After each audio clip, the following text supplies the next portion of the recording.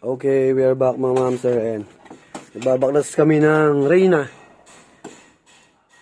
Nakabaklas na lahat nung sa doors. Ayan, nakabaklas na. Tiyatagal na lang ni Uni yung sa dim light. Ayan, nakabaklas lahat. So lalagyan namin ng insulation. Ayan, yung mga panel.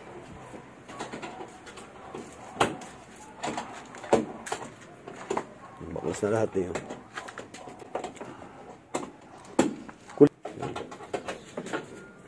Hyundai Reyna.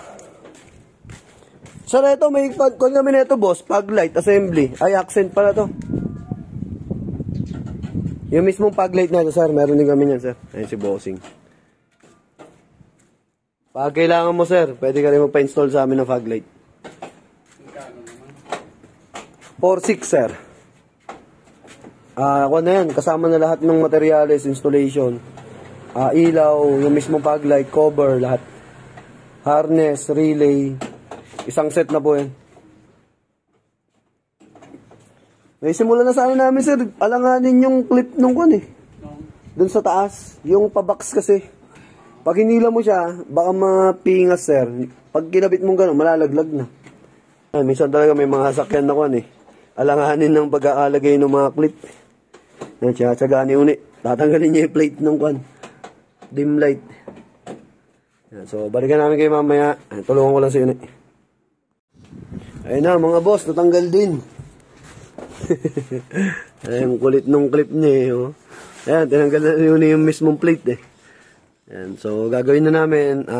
Video tayo mamaya. Tulungan ko muna si Uni. Magkabit muna kami insulation.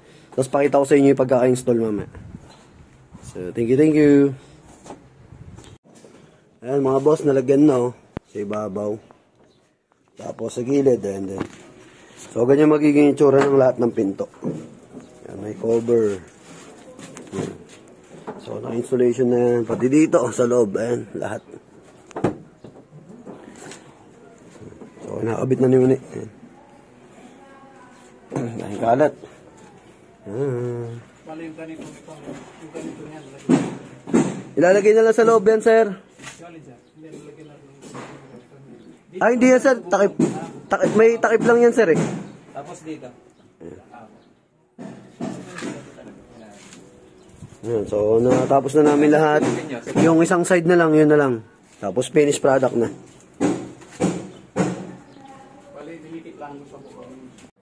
Ayan, mga boss, naisalpak na natin. So, all goods na. Ayan, nakakabit na yung mga clip. Okay na rin lahat. So, last na yung door na yun. Tapos, ito. Pagkasalpak niyan, goods na.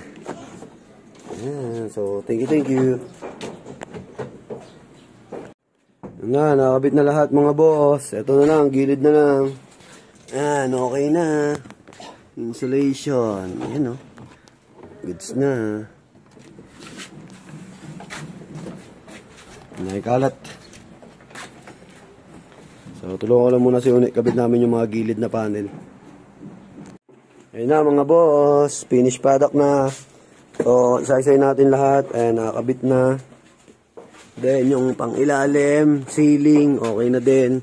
Yung wirings ng dashcam ni boss, inayos namin. Kasi hindi masyadong okay yung pagkaka-install. Tapos, dito, ayan.